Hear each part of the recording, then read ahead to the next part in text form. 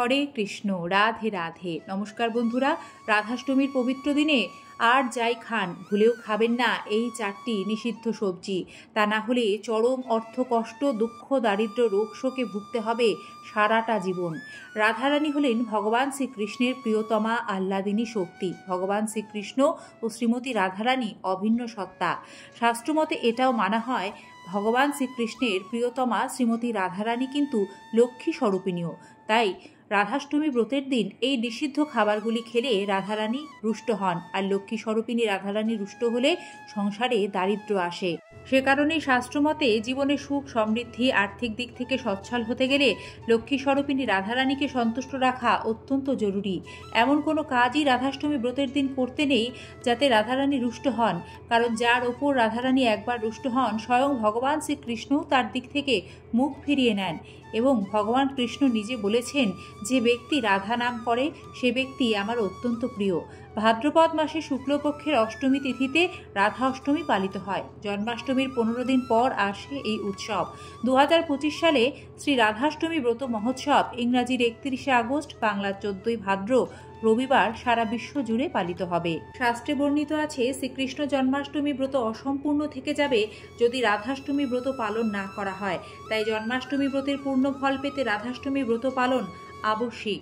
বন্ধুরা, চলুন জেনে নেওয়া যাক রাধাষ্টমী ব্রতের দিন কোন খাবারগুলি ভুল করেও খাওয়া যাবে না। বন্ধুরা, রাধাষ্টমীর দিন ভুল করেও রসুন ও পেঁয়াজ খাওয়া উচিত নয়।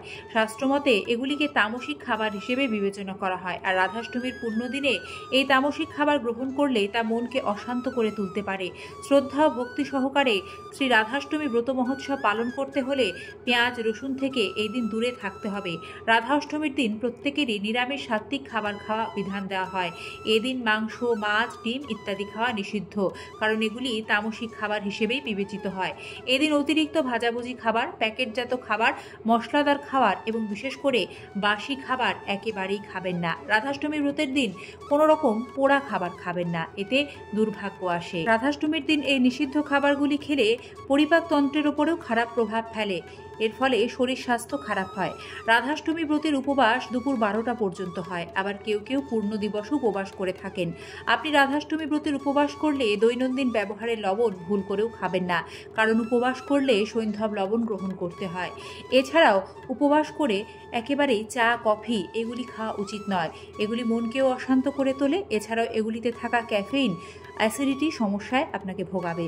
রাধাষ্টমীর দিন প্রথম নিষিদ্ধ সবজি হলো যে কোনো তিতো সবজি।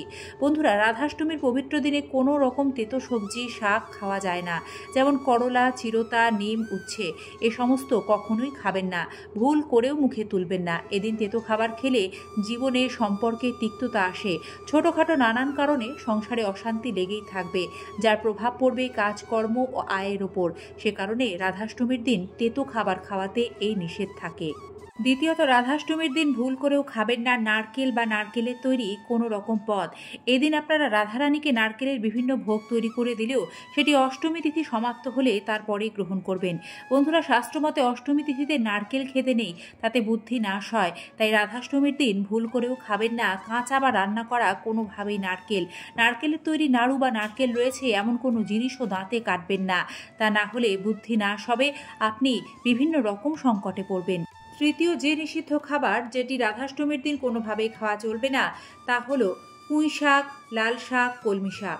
বন্ধুরা, এই বিশেষ শাকগুলি শরীরে তামসিক গুণকে বাড়িয়ে তোলে। যে কোনো পুজো বা শুভ দিনগুলিতে আমাদের সাত্ত্বিক গুণকে জাগ্রত রাখা প্রয়োজন। তামসিক গুণ পুজোর গুণ নষ্ট করে। তাই বলা হয় রাধাষ্টমীর পবিত্র দিনে কোনোভাবেই পুঁই শাক, কলমি শাক, লাল শাক এগুলি খাওয়া যাবে না। এগুলি খেলে উপবাস বা ব্রতের কোনো ফল লাভ করা যায় না এবং ব্রত ভঙ্গ হয়ে যায়। চতুর্থ যে নিষিদ্ধ সবজি যা রাধাষ্টমীর দিন কেউ কোনোভাবেই খাবেন না তা হলো লাউ ও লাউ থেকে তৈরি যে কোনো রকমের খাবার।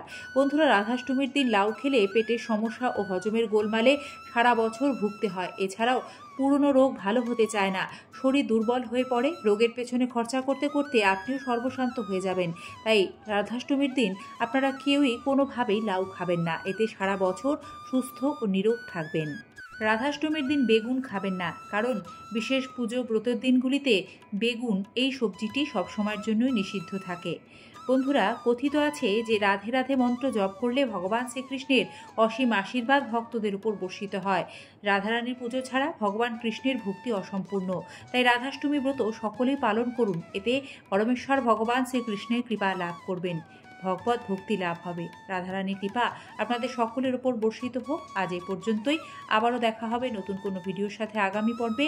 আপনাদের মূল্যবান সময় থেকে সময় বের করে আমাদের আজকের এই পর্বটি সম্পূর্ণ দেখার জন্য সকলকে জানাই আন্তরিক ধন্যবাদ।